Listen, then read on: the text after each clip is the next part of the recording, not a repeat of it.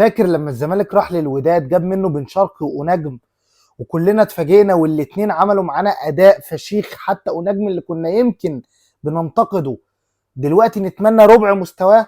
انا جايب لك 3 حتت اثار من فريق مغربي برضه مش الوداد.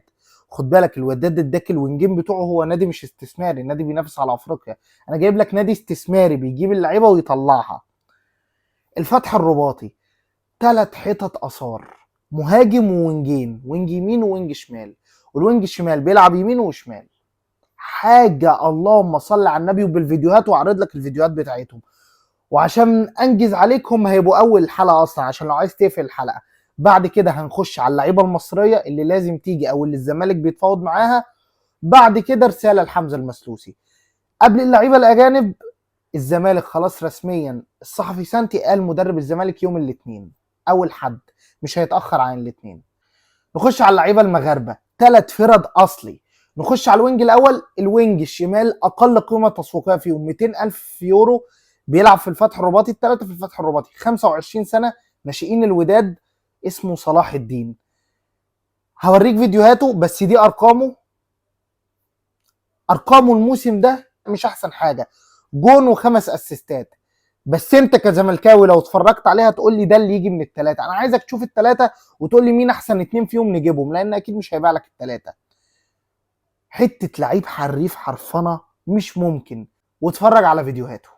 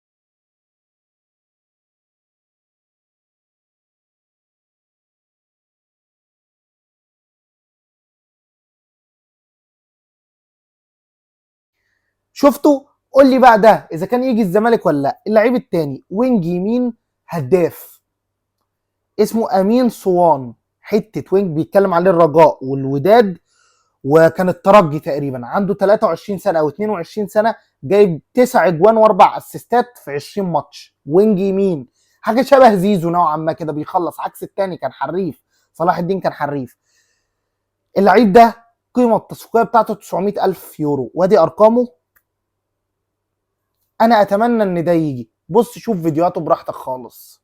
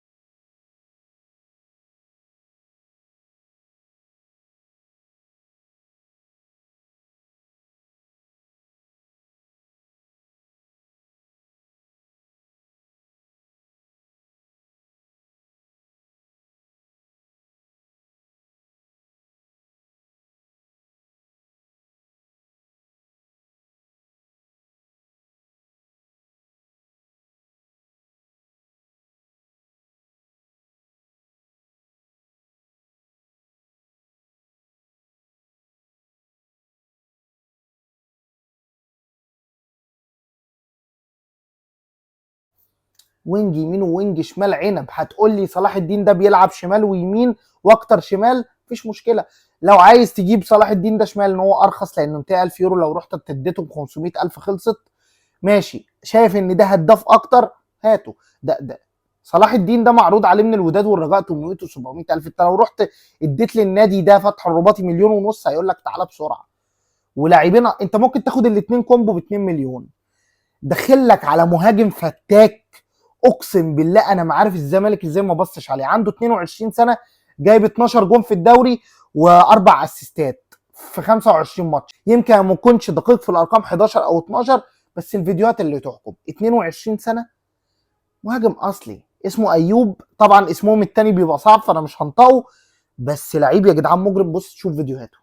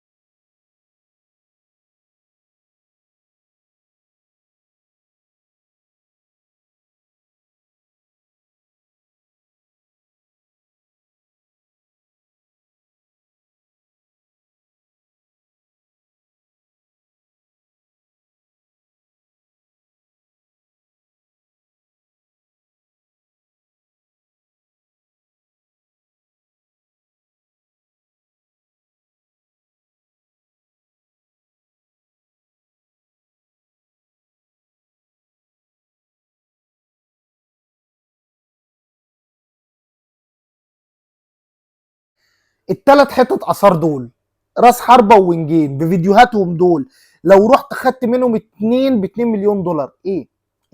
انت لو عرفت تاخد الثلاثه، بالذات ان صلاح الدين ده مش اساسي، يعني تروح تكلمهم في الاثنين الاساسيين اللي هو الراس حربه والوينج اليمين، وتاخد صلاح الدين ده اساسي ب 2 مليون ونص. انت يا نهار ابيض على ثلاث لعيبه مغاربه دب دب اصلي.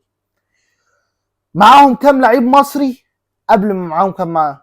انت رايك نجيب مين من الثلاثه دول؟ ولا انت شايفهم مش حلوين وعندك ترشيحات تانية باسعار ارخص او اعلى سيكه؟ الزمالك ما ينفعش، مش هروح اجيب لك لعيب ب 2 و3 مليون دولار، انا مش قادر. دول انا شايفهم لعيبه كويسه بسعر قليل. خش بعد كده على اللعيبه المصريين اللي جم او اللي لازم يجوا. مبدئيا هروح سيد نيمار ده، سمعت كلام ان بيحاولوا يدخلوه في صفقه تبادليه هو ولاعيبين كمان عشان اسامه فيصل. مش عايز اسامه فيصل. اوبا مفاجاه، 10 تجوان في الدوري، مش عايز اسامه فيصل.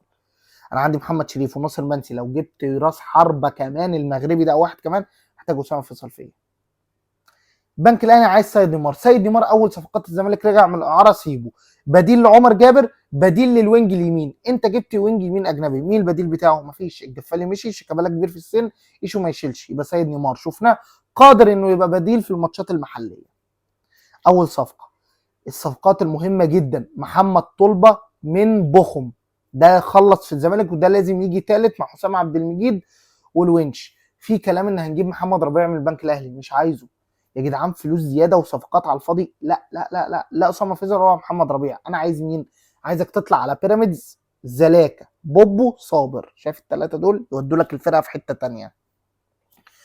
ممكن تودي، يعني اقول لك حاجه، لو هتودي لهم ناصر ماهر مفيش مشكله، ادنى مشكله، وادفع 20 30 مليون ماشي.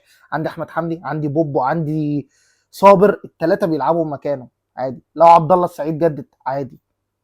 مع لازم خلاص محمد شريف يجي، هو عايزك ولعيب ممتاز. كمان الزمالك لازم يبتدي يسوق، يعني مثلا حسام اشرف تدخله في الصفقه التبادليه مع بيراميدز، او سيف الدين الجزيري توديه بقى الوداد، توديه حتت دي، هيخش في صفقات تبادليه. لازم نعمل صفقات تبادليه كتير. قائمه الزمالك في الموسم الجديد من وجهه نظري بالصفقات اللي قلت لك عليها اللي لازم الزمالك يجيبها، وقول لي ناقصها ايه وهل بيها نقدر ننافس عواد وصبحي. باك يمين عمر جابر وسيد نيمار. سرد باكات حسام عبد المجيد، الونش، محمد طلبه اللي جاي لنا من بخم، مع احمد حسام، او لو سبت الزناري. باك شمال فتحوا بنتاج مقفوله، مشي محمد حمدي خلاص، اطلع قدام في نص الملعب. حمد حمدان للاسف دونجا لانه لسه ما مشيش، شحاته، بوبو، صابر، احمد حمدي. لسه ما اعرفش مصير عبد الله السعيد لو مشي ولا لا. اظن ده نص ملعب كويس جدا. اطلع قدام وينج شمال، عندك الوينج المغربي اللي قلت لك عليه صلاح الدين ده، او لو جبنا وينج شمال مغربي تاني وزلاكا. وينج يمين الوينج ايمن صوان اللي قلت لك عليه المغربي ده، يا ريت يجي، ده هداف يا جماعه لازم يجي. او لو اي وينج يمين جبناه اجنبي، والبديل برده بتاعه سيد نيمار او ايشو او شيكابالا. راسات حرب عندك محمد شريف، ناصر منسي، ومهاجم اجنبي اللي هو اللي قلت لك عليه برضو ايوب بتاع الفتح الرباطي. سكواد الزمالك اللي قلته لك دي او تشكيله الزمالك اللي قلتها لك دي تقدر تنافس الاهلي وبيراميدز؟ ما هو بالعقل عندك 4 اجانب بوم مغاربه، وناقصك مركز خامس. يعني قلت لك 3 لعيبه مغاربه لو جبتهم مع بنتاج ناقصك مركز خامس. لو مشيت صلاح مصدق هتقولي في نص الملعب، الله عليك الله عليك، مع بوبو، زلاكا، صابر، قول معايا شحاته، حمد حمدان. كل دي لعيبه شاف سكواد الزمالك فاق. لو الاسامي دي جت السكواد الزمالك فاق، او ال3 اجانب اللي انا قلتهم المغاربه جم ناس على نفس مستواهم، الزمالك كده حلو قوي، اصلي اصلي اصلي. حمزه المسلوسي، اقول فيك ايه يا ابني ولا اعمل ايه؟ ساسي اللي احنا بنعشقه من نفس جنسيتك، اول لما مشي رفع علينا قضيه. سيف الدين الجزيري من نفس جنسيتك وهو في النادي رفع علينا قضيه وكان عايز يفسخ عقده. انت ساكت. هتلعب باك يمين، حاضر. سرد باك عشان انت وحش في الباك اليمين، حاضر. مش هتلعب مكانك، حاضر، وهلعب وهبقى راجل. ولما لعب باك يمين كان راجل لعيب وما بيتكلمش في فلوس، ما كلمكش في زياده عقده، مع انه في 2024 كان احسن مدافع في الكونفدراليه، مش هقول لك افريقيا، احسن مدافع في الزمالك، وما كلمكش في زياده عقده. ما بتديلوش فلوس، حاضر. بيحب الزمالك كانه لعيب مصري. اقسم بالله ارجل من لبس هذا التيشيرت. ضيع ضربه جزاء في السوبر المصري، كان في ماتشات كتير فيها وحش، بس احترم ده، احترم نادي الزمالك، مش جعان. وانتوا فاهمين يعني ايه مش جعان. لعيب كان يقدر يقول لك عايز فلوسي، كان يقدر يقول لك عايز زياده، وانت مزنوق وانت عندك قفل باب قيد. احترم ظروف النادي وخرج من النادي اللي هو قالوا له خلاص مش عايزينك عشان اصابه، وطلع لام على ايه؟ شوف الاحترام، طلع لام على الاصابه، قال لك الاصابه ونهت مسيرتي وي. ما اتكلمش على اداره الزمالك. لا مره قال لك مرتضى، ولا مره قال لك حسين لبيب، ولا بابا عايز فلوس زياده. راجل. كل التحيه ليك يا كابتن حمزه مسلوسي، هتفضل في قلب جمهور الزمالك. انت افضل اجنبي جه نادي الزمالك واحترمه وقدره والجمهور حبه. ساسي احنا بنحبه كلاعب، بن شرقي بنحبه كلاعب، لكن لعيب قدرناه واحترمناه هو حمزه المسلوسي، كابتن نادي الزمالك وكابتن الاجانب في نادي الزمالك. كل التحيه ليك، ربنا يوفقك في مسيرتك ويشفيك من اصابتك. بنحبك برشا يا مسلوسي. في نهايه الحلقه انا قلت لك على 3 لعيبه مغاربه لازم يجوا، قلت لك على كام لعيب مصري لازم يجي، لعيبه مصريه نبعد عنها، والمدرب ان شاء الله يوم الاثنين. اطمنوا وان شاء الله خير. ندعم جون ادوارد وندعم مجلس اداره نادي الزمالك. مفيش حاجه اسمها الاهلي بعيد، مفيش حاجه اسمها بيراميدز بعيد، في ان ده كبير وهيفضل كبير وهيفضل بياخد بطولات منهم حتى لو هم فارقين. وهنجيب لعيبه وباذن الله هناخد الدوري، باذن الله هناخد الكونفدراليه. انا بخش نفس على كل حاجه عشان نادي الزمالك. في نهايه الحلقه ما ننساش ندعي اخواتنا في غزه، ربنا ينصرهم نصر عظيم. سلام.